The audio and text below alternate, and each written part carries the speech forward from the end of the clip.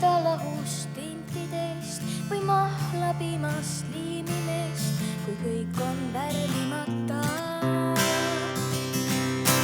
Siis segi raud läks kullaga, liivmannaga ja mullaga, jääkarud metsakarudega, öövarud päevavarudega ja nõnda edasi.